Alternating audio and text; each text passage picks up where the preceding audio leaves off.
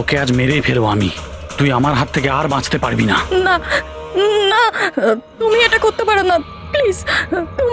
তুমি এরকম করতে পারো না। নিশ্চয়ই পারি। কে ওখানে? তুমি আমার সঙ্গে যা করেছো তারপরে তো আমি নিশ্চয়ই করব। কে ওখানে?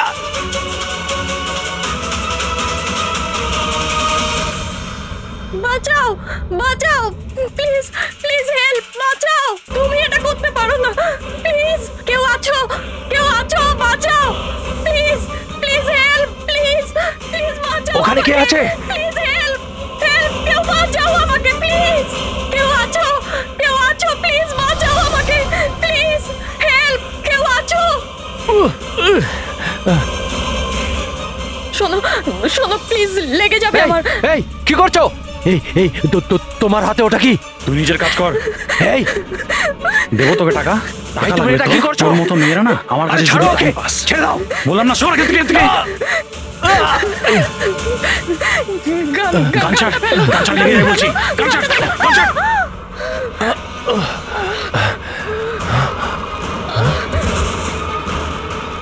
এই গুলি করে দিলে, গুলি করে দিল।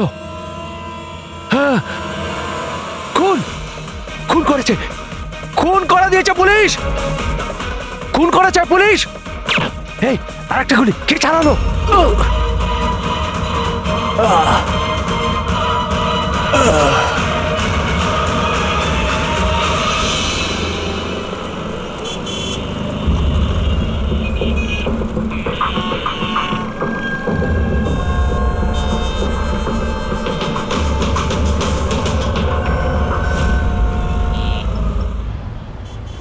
মাফ করবেন, খুন আপনি দেখেছেন? কিন্তু আপনি দেখলেন কি করে? বলতে চাইছি যে আপনি তো দেখতে পাই না, তাই তো? হ্যাঁ, ওই আর কি, মানে বলতে চাইছি আপনি দেখলেন কি করে খুন হতে? এইটার সাহায্যে। এটার সাহায্যে? কি এটা? এটা সেন্সর গ্লাভস। এতে সেন্সর ফিট করা আছে, যার থেকে অদৃশ্য তরঙ্গ বেরিয়ে যায়। ওই তরঙ্গের সামনে যা কিছু থাকে ওতে ধাক্কা খেয়ে ওগুলো ফিরে আসে। তাতে আমি জানতে পারি যে আমার সামনে কি হচ্ছে। মানে এক প্রকার এটা আপনার চোখের কাজ করে? হ্যাঁ, আপনি সেটা বলতে পারেন। আরে কিন্তু এটা কি করে হতে পারে? হতে পারে। এক মিনিট, আপনি একজন মহিলা, আপনি চুল বেঁধে রেখেছেন। স্যার, এটা তো ইনি আন্দাজেই বলছেন। আর আপনি বেশ গোলগাল দেখতে, হেলদি ইয়াং বয়। এটা তো ভুল বলেননি, দিন দিন তো মোটা হচ্ছে। ওয়েট তো চেক করেছিলাম স্যার, একটু কমও দেখাচ্ছিল। আপনি বলছেন যে এই ডিভাইসের সাহায্যে আপনি দেখেছেন কাউকে খুন হতে? একটা মেয়ের খুন হয়েছে স্যার, তাকে গুলি করা হয়েছে। গুলি কোথায়? আই মিন এখানেই কাছাকাছি? না, এখানে নয়, এই জায়গাটা একটু এবড়ো খেবড়ো। ওটা খুব স্মুথ ছিল, ওখানে সিঁড়িও ছিল না। আচ্ছা, আপনি ওই জায়গা থেকে এখানে কি করে এলেন? জানি না, ঘটনাস্থলে কেউ আমাকে এখানে পিছন থেকে মারলো, আর তারপর আর কিছু জানি না। চোখ খুলে দেখলাম আমি এখানে। সঞ্জীব বাবু, কাল রাতে কি হয়েছিল আপনি ডিটেলসে বলুন আমাদের। আসলে আমি কাজ থেকে ফিরছিলাম, আর তখন আমার অটোটা একটা সিগন্যালে দাঁড়ায়। হে হে, ওদিকে কি? ওদিকে কি? কি? আরে ভেতর থেকে তুমি একটা মেয়ের চিৎকার শুনতে পেলে না? মেয়ের চিৎকার? কি বলছেন কি আপনি? বাঁচাও! ফের বললো? কি বলছেনটা কি আরে আপনি? আচ্ছা নাও, এটা তুমি রাখো রাখো। ঘটনাস্থলে আমি যখন পৌঁছলাম তখন দেখলাম যে একটা ছেলে আর একটা মেয়ে ছিল। ছেলেটার হাতে পিস্তল ছিল, গান। দুজনে ঝগড়া করছিল, ধস্তাধস্তি হচ্ছিল। খুন করেছে পুলিশ। এই আরেকটা গুলি। ব্যাস, যখন আমার চোখ খুললো তখন ওই ছেলেগুলো আমার গ্লাভস চুরি করবার চেষ্টা করেছিল আর আমি ওদের ধরে ফেলি।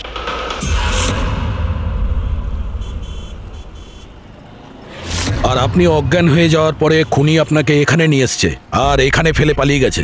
হ্যাঁ, হতে পারে। আচ্ছা, ওই জায়গাটা কোথায় যেখানে মেয়েটার গুলি লেগেছিল?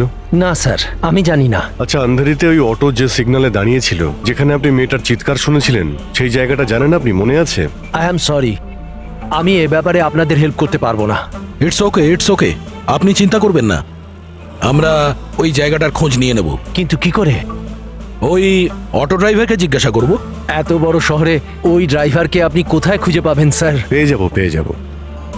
ওদের নেটওয়ার্ক খুবই ফাস্ট, সারা শহরে ছড়িয়ে আছে, পেয়ে যাব। ওনার নাম, ঠিকানা বা অন্য কিছু জানেন আপনি? ও ও টুপি পরেছিল আর পুরনো গান শুনছিল 90-এর দশকের। আর ওর অটোতে আগুন নেভানোর যন্ত্রও লাগানো ছিল। আর হ্যাঁ, ওর কথাবার্তা দেখে মনে হচ্ছিল ও উত্তর ভারতে থাকে।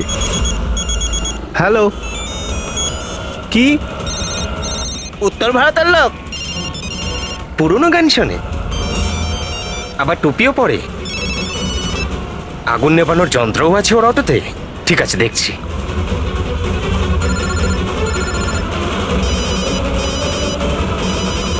Hello hello Raju. হ্যাঁ ভাই, সিআইডি অফিসারেরা একজন অটো চালককে খুঁজছে যে টুপি পরে আর ওর গাড়িতে নাকি একটা আগুন নেভানোর যন্ত্র লাগানো আছে। টুপি ঋষিদ হবে ভাই। হ্যাঁ রাজু, বল। ঋষিদ, কাল রাতে কি আন্ধেরির কোনো সিগন্যালে ছিলিস? হ্যাঁ ছিলাম তো, বল। ওখানে কোনো প্যাসেঞ্জার নেমেছিল নাকি? হ্যাঁ, কিন্তু ও তো অন্ধ ছিল। কি হয়েছে নাকি বল? আরে ওর সাথে একটা দুর্ঘটনা ঘটে গেছে। সিআইডির লোকেদেরকে নিয়ে এসেছে, তোর সাথে দেখা করতে চায়। সিআইডি? সঞ্জীব বাবু, দেখে বলুন তো যে এই অটোওয়ালা কিনা। মনে পড়ছে কিছু আপনার? হ্যাঁ স্যার, ইনিই তো ছিলেন। হ্যাঁ, এই ছেলেটা। স্যার, আমি কিছু করিনি স্যার, আমি কোনো চিৎকার শুনিনি স্যার। হ্যাঁ স্যার, ইনি চিৎকার শুনেছিলেন, কিন্তু আমার স্ত্রী অসুস্থ ছিল, আমার হসপিটাল যাওয়ার ছিল, তাই আমি ওনাকে ছেড়ে চলে গেছি। আরে ভয় পেও না, তোমায় কেউ কিচ্ছু বলবে না। তুমি বলো এই লোকটাকে তুমি কোথায় নামিয়েছিলে? এই তো এই সিগন্যালে ছেড়েছি স্যার। তারপর ওই সিগন্যাল থেকে কোন দিকে গিয়েছিলেন উনি? এই সামনের গলিটার মধ্যে স্যার। ঠিক আছে, তুমি যাও। Thank you very much, thank you. আসুন সঞ্জীব বাবু। অটোওয়ালা আপনাকে এই গলির মধ্যে আসতে দেখেছিল। এখানে দুটো রাস্তা আছে, একটা এটা আর একটা ওটা।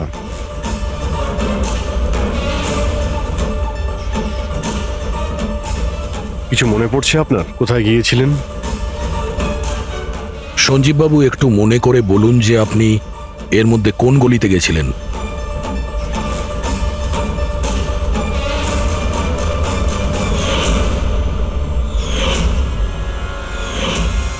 একটা পাখির মতো দেখতে মূর্তি ছিল। চলো আমরা এখান থেকে শুরু করি। সামনে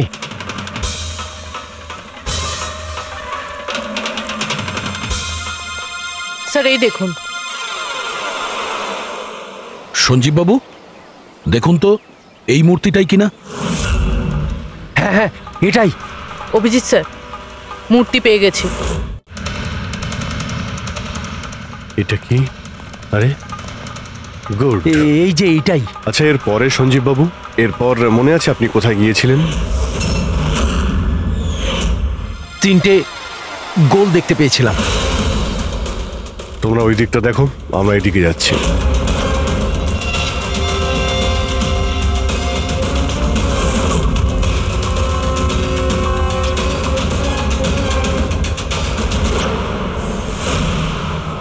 স্যার,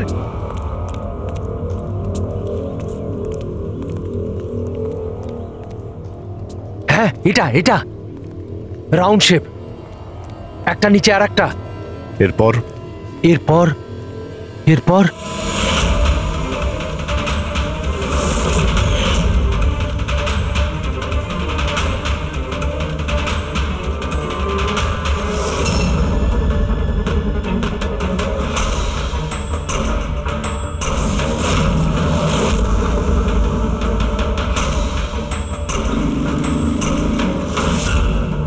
এদিকে এদিকে, এই যে। সাবধানে।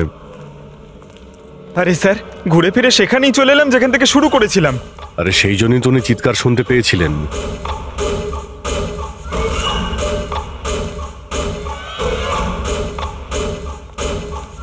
স্যার এই জায়গাটা একেবারে জনবসতির মাঝখানে, তাহলে গুলি চলার আওয়াজ কেউ শুনতে পাইনি কেন? কারণ গানে সাইলেন্সার লাগানো ছিল।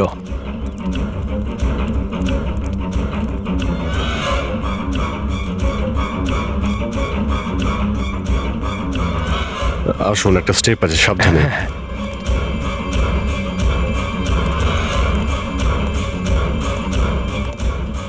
না না, ঠিক আছে।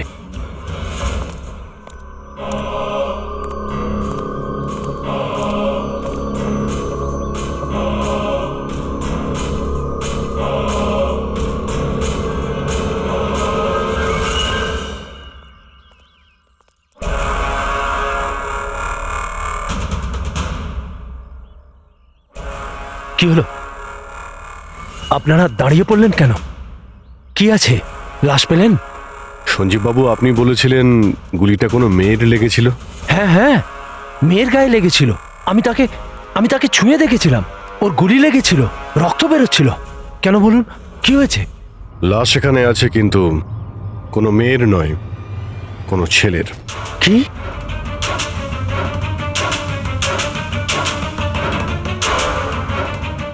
He is dead. মনে হচ্ছে সেই যে ওই মেয়েটাকে মারার চেষ্টা করেছিল।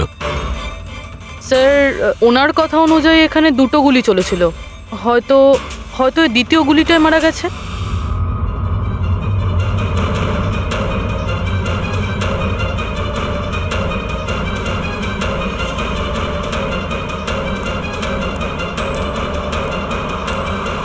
স্যার, স্যার এখানেও তো রক্ত পড়ে আছে। ওটা যদি ওর রক্ত না হয় তাহলে ওই মেয়েটার হতে পারে। গুলি তো ওর এখানেই লেগেছিল স্যার। যদি মেয়েটার এখানে গুলি লাগে তো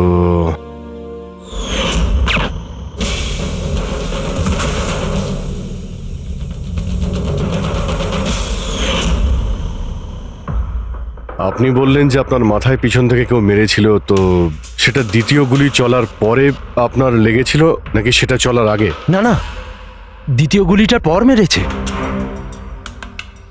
স্যার কি হচ্ছে এসব? কিছু বুঝতেই পারছি না। স্যার, রক্ত তো অনেক বেরিয়েছে। ওই মেয়েটা নিশ্চয়ই আহত। স্যার, না তো কোনো মোবাইল পেয়েছি, না ওয়ালেট, কোনো আইডেন্টিফিকেশন নেই। আর স্যার, ওর হাত আর আঙুলে যে চিহ্ন আছে সেগুলো দেখে মনে হচ্ছে কেউ যেন ঘড়ি আর আংটি চুরি করে নিয়েছে। আচ্ছা, এদের দুজনকে চিন্তায়ের উদ্দেশ্যে মারেনি তো? আগে এটা খোঁজ নিতে হবে যে মেয়েটা কোথায়। যদি আহত হয় কোনো হসপিটালে থাকবে, আর যদি মারা যায় তাহলে খুনি ও লাশ গুম করার চেষ্টায় রয়েছে। মিসিং পারসন ব্যুরোতে খোঁজ নিয়ে দেখো তো এর ব্যাপারে কিছু জানতে পারা যায় কিনা। বস, ক্রাইম স্পটে ওই জায়গাতে মাটির ওপর যে রক্ত পাওয়া গেছিল, ডিএনএ টেস্ট অনুসারে ওই রক্তটা কোনো মেয়ের। আসলে এই মেয়েটা ওই সময় ওখানে উপস্থিত ছিল না যখন তোমরা গেছিলে, কিন্তু ক্রাইম যখন হয়েছিল তখন ওই মেয়েটা নিশ্চয়ই ওখানে ছিল। আর স্যার, দুর্ঘটনার সময় রাত 11টা থেকে 1টার মধ্যে। ঠিকই তো আছে, সঞ্জীবও তো ওই সময় ছিল 11:30 নাগাদ। হ্যাঁ স্যার, আর সঞ্জীব বাবুকে অজ্ঞান অবস্থায় সেখানে রেখে দেয় যেখান থেকে আমরা ওনাকে পাই। আরো একটা কথা স্যার, দুটো গুলি চলেছিল, মেয়েটার গুলি লেগেছিল আর ও ওখানেই অজ্ঞান হয়ে পড়ে গেছিল সঞ্জীব বাবুর কাছেই। তারপরে স্যার দ্বিতীয় গুলিটা করা হয়েছিল যেটা ছেলেটার লেগেছিল। তার মানে সঞ্জীব বাবু ছাড়াও ওখানে আর কেউ ছিল যে ওই আহত মেয়েটাকে ওখান থেকে নিয়ে গিয়েছিল আর সঞ্জীব বাবুকে ওই ফুটপাতে ফেলে গেছিল। স্যার, আমি আশেপাশের এলাকায় খোঁজ নিয়েছি। ওখানে কেউই কোনো ছেলে এবং মেয়েকে আসতে বা কোনো আহত মেয়েকে ওখান থেকে যেতে দেখেনি। আচ্ছা, সালুকে একটা কথা বলো, যদি খুনি সঞ্জীবকে ক্রাইম সিন থেকে তুলে নিয়ে গিয়ে ওখানে যেখানে আমরা ওকে পাই, তাহলে হতে পারে ওই লোকটার কোনো ট্রেসেস সঞ্জীবের পোশাকে আছে। খোঁজ নিতে পারবে কে ছিল সে? অবশ্যই খোঁজ নিতে পারবো। তাহলে খোঁজ নাও।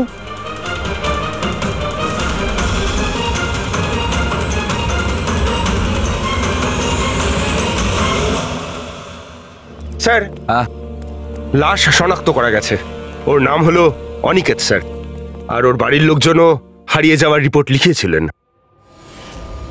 অনিকেত, দেখুন আপনার ভাই অনিকেতের বডি আমরা বন্ধ কারখানায় পেয়েছিলাম। আপনারা কি বলতে পারবেন উনি কেন এখানে এসেছিলেন? আপনার ভাইয়ের খুন হয়েছে, আশা করব আপনারা আমাদের কাছে কিছুই লুকোবেন না। যদি আপনারা সত্যি না বলেন তাহলে আমরা তো খুনিকে ধরতেই পারবো না। স্যার এরকম কিছু নয় স্যার, গত কয়েকদিন ধরে খুবই অদ্ভুত বিহেভ করছিল। অদ্ভুত মানে? প্রায় বাইরে থাকতো স্যার, সারাদিন। আমরা অনেকবার জিজ্ঞাসা করার চেষ্টা করেছি, কিন্তু কিচ্ছু বলতো না। গতকাল সকালেও 11টা নাগাদ চলে গেছিল। কোথায় গেছিল কিচ্ছু বলেনি। সারা দিন ধরে স্যার ঘরে ফেরেনি। সকালে উঠে দেখি সারা রাতেও বাড়ি ফেরেনি। তারপরে গিয়ে আমি পুলিশের কাছে কমপ্লেন করি। তো সারাটা দিন ফোনে কোনো কথা হয়নি? স্যার আমি ওকে সারাদিন ধরে ফোনে কল করছিলাম, কিন্তু ফোনেই পাচ্ছিলাম না ওকে।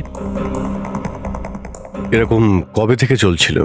স্যার জানি না কবে থেকে, গত কয়েক বছর ধরে তো সিঙ্গাপুরেই ছিল। এই তো কিছু মাস আগেই ইন্ডিয়া এলো, তখন থেকেই এরকমই বিহেভ করছিল। সিঙ্গাপুরে কি কাজ করতেন ইনি? ওখানে হোটেলে জব করতো। এ বিবাহিত ছিল? না স্যার, বিবাহিত ছিল না। কোনো মেয়ের সাথে এর সম্পর্ক ছিল? কারণ মরার আগে ও কোনো মেয়ের সঙ্গে ঝগড়া করছিল। জানি না স্যার, আমরা কিছুই জানি না এর কোনো মহিলার সঙ্গে কোনো অ্যাফেয়ার বা বন্ধুত্ব আছে কিনা, কিছুই জানি না। স্যার স্যার এনাদের থেকে অনিকেতের নাম্বার নিয়ে আর কল রেকর্ডস চেক করি স্যার। তাতে জানতে পারি যে একটাও মেয়ের নাম্বার নেই স্যার, শুধু ছেলেদের সঙ্গেই কথা বলতো, আর বেশিরভাগই ওর সঙ্গে যারা কাজ করতো তাদের। আর স্যার মৃত্যুর আগেও ও কাউকে ফোন করেনি নিজের ফোন দিয়ে। কোনো মেয়ের নাম্বার পাওয়া যাচ্ছে না, এটা তো খুব অবাক কাণ্ড। স্যার খুবই সাদাসিধে লোক ছিল, শুধু নিজের কাজ নিয়েই ব্যস্ত থাকতো। ঠিক আছে, আপনারা যেতে পারেন। যদি দরকার হয় আপনাদের ডেকে নেব।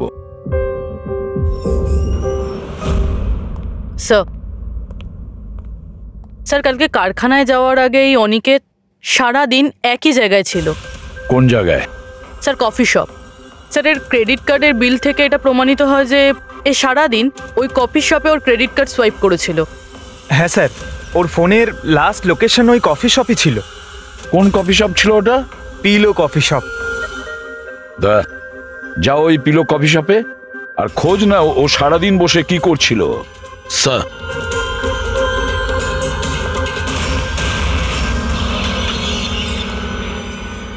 বস, কি খবর নিয়ে এসেছো?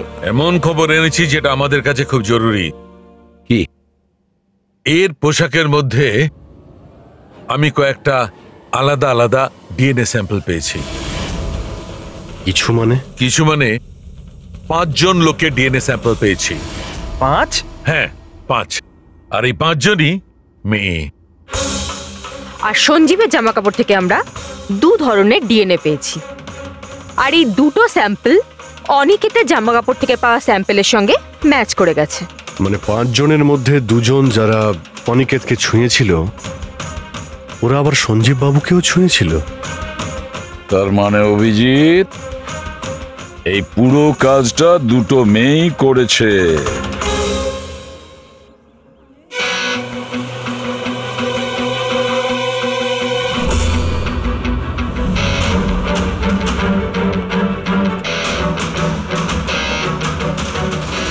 আচ্ছা এই ছবিটা দেখুন, আপনি একে চেনেন? কালে সারাদিন এখানে আপনার ক্যাফেতেই ছিল। হ্যাঁ স্যার, এই কালকে সারাটা দিন এখানেই ছিল, আর রাতে এই ধরুন 10:30 আশেপাশে এখান থেকে বেরিয়েছিল। এ একা ছিল নাকি এর সাথে আরো কেউ ছিল? নিতু এদিকে একটু এসো। এই ফটোটা একটু দেখো, এ কালকে এখানেই ছিল না? এনাদেরকে এটা বলো যে কালকে একা ছিল না, কারোর সাথে ছিল। ইনি তো অনিকেত। ইনি কখনো একা আসতেন না, সবসময় ভিড় নিয়ে আসতেন। মহিলা আর মেয়েদের ভিড়। আর শুধু কালই নয়, ইনি আমাদের রেগুলার কাস্টমার, প্রায়ই এখানে আসেন। আচ্ছা ও রোজ একই মেয়ের সাথে আসতো না আলাদা আলাদা? আলাদা আলাদা আসতো স্যার, আর দিনে কম করে 3 থেকে 4 জন। খুবই পাকা খেলোয়াড় ছিলেন ইনি। একবার তো আমি ওনাকে জিজ্ঞাসাও করেছিলাম যে এতগুলো মেয়ের সাথে বন্ধুত্বটা হলো কি করে, তো উনি আমাকে বলেছিলেন যে ওনার মোবাইলে একটা অ্যাপ আছে, কোনো ডেটিং অ্যাপ। ওখানেই ওনার এই মেয়েগুলোর সাথে পরিচয়।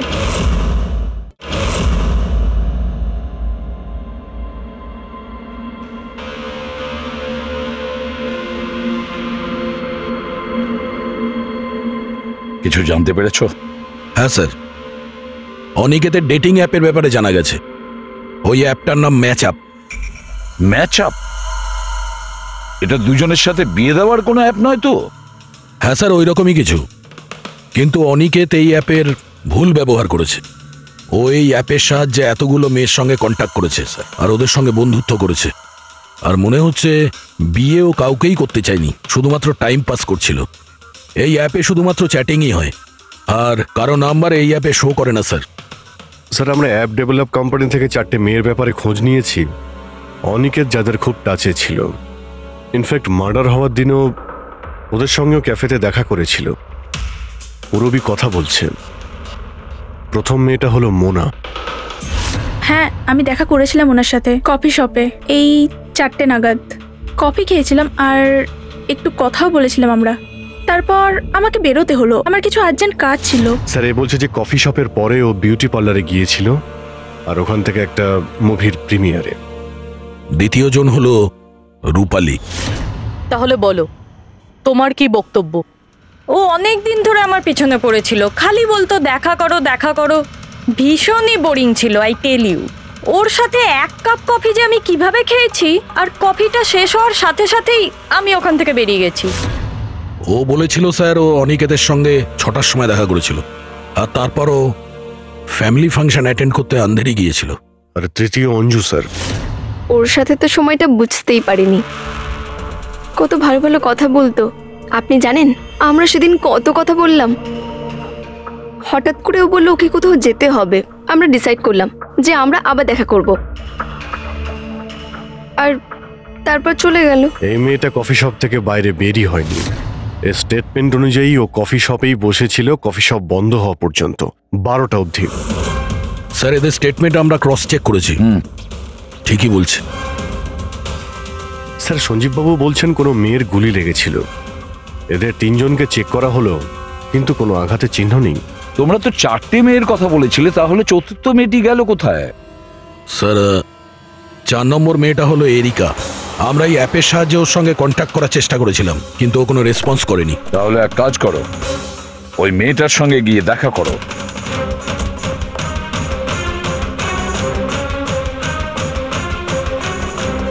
রজত, তাড়াতাড়ি রেডি হও। আর কত সময় নেবে? এতটা সময় তো মেয়েরাও নেয় না। আসছি বাবা, জাস্ট 2 মিনিট। Excuse me. হ্যাঁ বলুন, কাকে চাই? এরিকা। হ্যাঁ আমি, কিন্তু আপনারা? সিআইডি। সিআইডি? এসব কি? হ্যাঁ, কি হয়েছে স্যার? স্যার, কোনো প্রবলেম হয়েছে? আপনাকে আমরা মেসেজও করেছিলাম ম্যাচ আপ অ্যাপ থেকে। আপনাকে সিআইডি ব্যুরোতে আসতে বলেছিলাম, আপনি আসেননি, তো আমাদের আসতে হলো। Match up app? এটা কি? Dating app. Dating app? তুমি এই ডেটিং অ্যাপে কি করছো? হ্যাঁ শোনো, ওনাদের কোনো ভুল হচ্ছে, আমি কোনো ডেটিং অ্যাপে নেই। সেটা কিভাবে হতে পারে? আপনার প্রোফাইল আছে, আপনার ডিসপ্লে পিকচার রয়েছে। শুনুন, আমি একজন বিবাহিতা, আমি কোনো ম্যারেজ সাইট বা ডেটিং অ্যাপে নেই। ইনি আমার হাজব্যান্ড রজত, আর আমি ওনার সাথে বিয়ে করে খুব হ্যাপি। আমার এসব করার কোনো প্রয়োজন নেই। ম্যাডাম, আপনি যদি সত্যি বলেন তাহলে এটা কি? আপনার প্রোফাইলে এই ডেটিং অ্যাপে কি করে? দেখুন, আমি সত্যি বলছি, আমি জানি না এটা কি। আমি এরকম কোনো প্রোফাইলই বানাইনি। তো আপনি এটা বলতে চাইছেন যে আপনার নামে কেউ ফেক আইডি বানিয়েছে? আচ্ছা, আপনি কোনো অনিকেত নামে কাউকে চেনেন? অনিকেত? এই লোকটা? না স্যার, আমি একে চিনি না। স্যার, কি করছেন আপনারা? কেন আমাদেরকে ডেকেছেন? আমরা আপনাদের বলিনি, কিন্তু অনিকেত, যার সঙ্গে আপনারা কফি শপে দেখা করেছিলেন, ওর খুন হয়ে গেছে ওই রাতেই। কিন্তু স্যার, আমরা ওকে কেন মারবো? আমরা তো ওকে ঠিকমতো চিনতামই না। ইনফ্যাক্ট এই ঘটনার কিছুদিন আগে তো ওর সাথে চ্যাট হয়েছিল আমার অ্যাপে। হ্যাঁ, আর ওই দিনই তো আমি প্রথমবার দেখা করেছিলাম ওর সাথে। আর আমার সাথে তো ওর সেরকম কোনো শত্রুতাও ছিল না। আর আমি তো ওই অ্যাপেই নেই, এমনকি আমি ওকে চিনিও না। ওই অ্যাপের প্রোফাইলে আপনার পার্সোনাল পিকচার ছিল, সেই পিকচার আপনার ফোন থেকেই নেওয়া হয়েছিল। কোনো স্ট্রেঞ্জারের কাছে আপনার ছবি কিভাবে আসবে? ম্যাম, আমি জানি না আমার ছবি কিভাবে ওর কাছে গেল। আমার ফোন কিছুদিন আগে হারিয়ে গিয়েছিল। ফোন চুরি হয়ে গেছে? কোথায়? স্যার ঠিক জানি না, মনে পড়ছে না। কোনো ব্যাপার না, আপনারা কিছুক্ষণের জন্য আমাদের সাথে কোঅপারেট করুন, আমরা জেনে যাব খুনিকে। ফ্রেডি,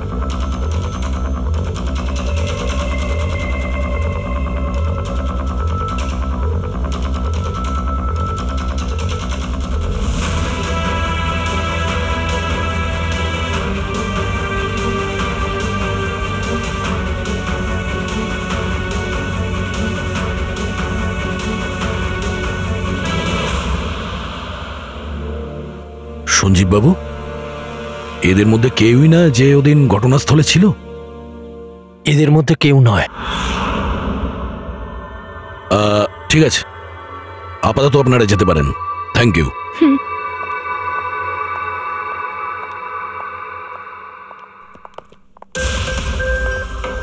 না স্যার, এদের মধ্যে তো কেউ না। স্যার, বাকি তিনজনের মতন ওরও কোনো চোট নেই, কিন্তু কিন্তু ওই মেয়েটার আঘাত ছিল, চলার অবস্থাই ছিল না। কিন্তু সালুকে যে আমাকে বলল ও সঞ্জীবের পোশাকে যে ডিএনএ টেস্ট করেছিল তাতে তো দুটো মহিলার ট্রেসেস পাওয়া গেছে। ঠিক আছে, কিন্তু একজন আহত হতে পারে, আরেকজন সেও তো ওই চারজনের মধ্যে একজন হতে পারে। স্যার, এই চারজনের জল খাওয়ার গ্লাসগুলো ফরেন্সিকে পাঠিয়ে দিয়েছি, রিপোর্ট আসবে। স্যার, হ্যাঁ স্যার, ওই দুটো মেয়ের ডিএনএ এই চারজনের সঙ্গে ম্যাচ করেনি। কি ম্যাচ হচ্ছে না?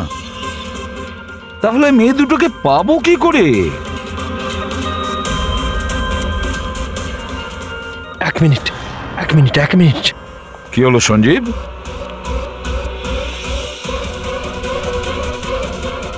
এসিবি স্যার, আমি এই গন্ধটা চিনি। গন্ধ? আমার আফটার শেভ মনে হয় স্যার। না না,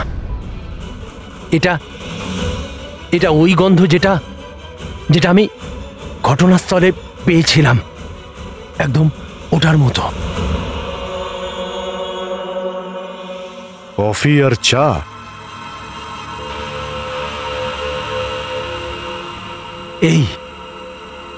এই গন্ধটা ঘটনাস্থলে, এই গন্ধটাই ছিল।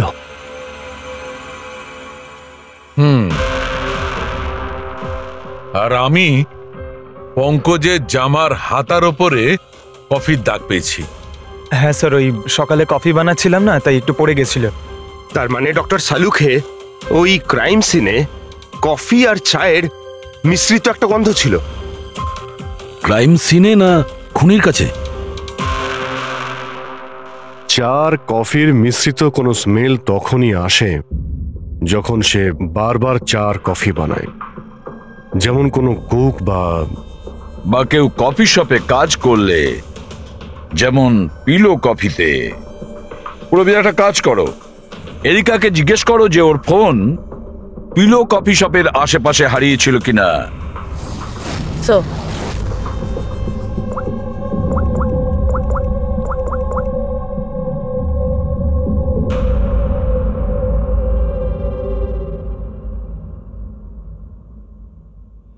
স্যার হ্যাঁ স্যার ওনার ফোন ওখানেই হারিয়েছিল, ওই কফি শপে।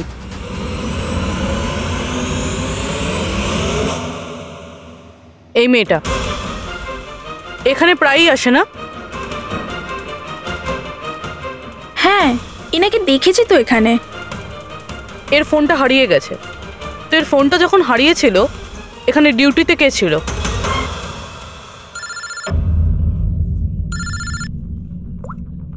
হ্যালো, হ্যাঁ ফ্রেডি।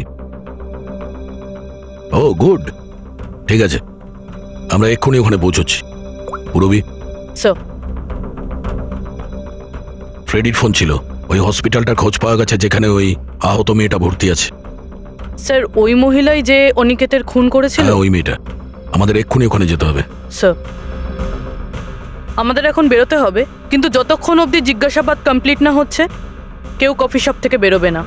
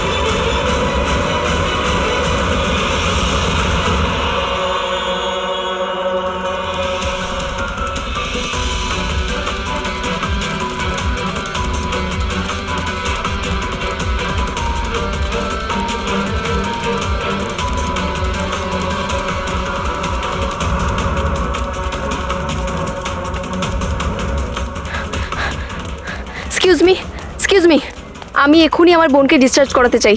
আপনি এক্ষুনি ডিসচার্জ পেপার তৈরি করুন তাড়াতাড়ি। ডিসচার্জ? কিন্তু উনি তো এখনো কোমায়। দেখুন আমার এসব জেনে কোনো কাজ নেই, আমাদের এক্ষুনি এখান থেকে বেরোতে হবে। আপনি তাড়াতাড়ি করুন প্লিজ। এভাবে কি করে ডিসচার্জ করে দিই? ওনার প্রাণের থেকেও কি এমন বেশি জরুরি? দেখুন আমার এত তর্ক করার কোনো সময় নেই, আপনি আমার সঙ্গে তর্ক করবেন না। তাড়াতাড়ি করুন প্লিজ, যেটা বললাম সেটা করুন।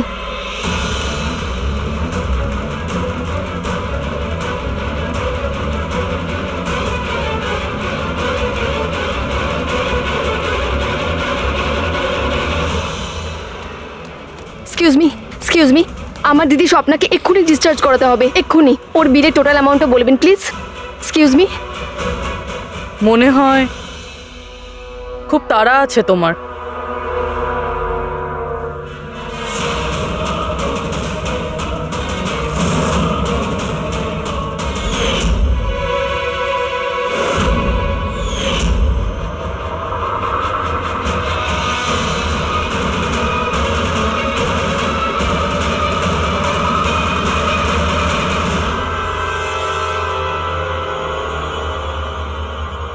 ক্যাফেতে ওই ফোন কলটা, ওটা আমাদেরই প্ল্যান ছিল। আমরা এটাই দেখতে চাইছিলাম যে ওই আহত মেয়েটার মিথ্যে খবরের জালে কে ফাঁসে। আর তুমি ফেসে গেলে। এটাও ভাবলে না যে সিআইডি তোমাকে ফলো করছে?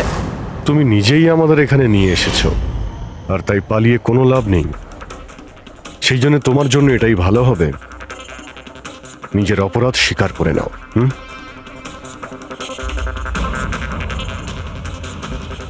অনিকেত আমার দিদিকে জীবন্ত অবস্থাতে মেরে ফেলেছিল।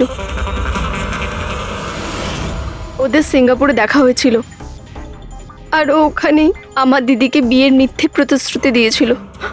ওরা এঙ্গেজমেন্টও করে নেয়, আর তারপরে বিয়ের কথা বললেই ও এড়িয়েই যেত। আমার দিদি যখনই বিয়ের ডেট ফিক্সড করার কোনো কথা তুলতো, তখন সবসময় কোনো না কোনো অজুহাত দিতে শুরু করতো। আর এই ধরুন 6 মাস আগে ও বলল যে ওর মা নাকি খুব অসুস্থ, আর ওর মায়ের চিকিৎসার জন্য টাকার দরকার।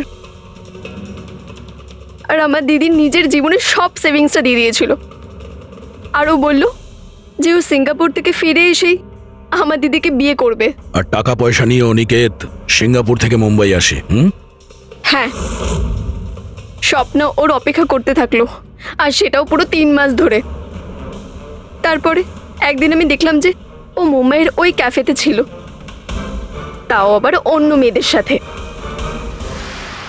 তার মানে ও স্বপ্নাকে বিয়ে করতেই চায়নি? না, ও স্বপ্নাকে ঠকাচ্ছিল। ও স্বপ্নার ইনকাম করা টাকা অন্য মেয়েদের পেছনে ওড়াচ্ছিল। আর আর ওর মাও কিন্তু অসুস্থ ছিল না, কারণ ওর তো কোনো মাই ছিল না। ওর মা তো অনেকদিন আগেই মারা গেছিলেন। তাই তুমি প্রতিশোধ নেওয়ার একটা প্ল্যান করলে। স্বপ্না তো আমার কোনো কথা বিশ্বাস করতে চাইতোই না। ওর ভালোবাসায় অন্ধ হয়ে গেছিল। ওর প্রমাণের দরকার ছিল। তাই অনিকেতের সত্যিটা সামনে আনার জন্য আমি এরিকার ফোন চুরি করি, আর ওর নাম দিয়েই আমি ম্যাচআপ অ্যাপে ওর ফেক প্রোফাইল তৈরি করি, আর অনিকেতের সঙ্গে চ্যাটিং করতাম। আর ও ইজিলি আমার ফাঁদে পড়ে যায়। তারপরে আমি ওকে ওই ফ্যাক্টরিতে আসতে বলি, আর তার সাথে স্বপ্নাকেও আসতে বলি, যাতে ও নিজের চোখে সব কিছু দেখতে পাক। কিন্তু ওই দিন যখন আমি ওখানে গেছিলাম, তখন আমি দেখলাম যে... এটা কি করছো তুমি? হিসেবটা শেষ করে দিচ্ছি। তুমি আমার সাথে যা করেছো তারই শাস্তি এটা। আমি সব জানি তুমি আমার টাকা কোথায় কোথায় খরচ করেছো, আর কত মেয়ের জীবন তুমি নষ্ট করবে। Aniket, please drop the gun. Aniket please, টাকা চাই তোর? তুমি এটা কি করছো? বেরো এখান থেকে, চুপচাপ বেরো এখান থেকে। আরে ছাড়ো ওকে, ছেড়ে দাও। ওকে বললাম না বেরো এখান থেকে।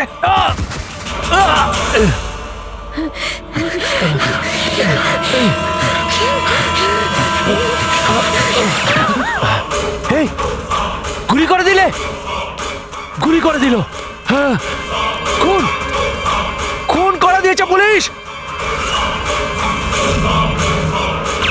এই, আরেকটা গুলি কে চালালো? আরেকটা গুলি চালিয়েছে পুলিশ।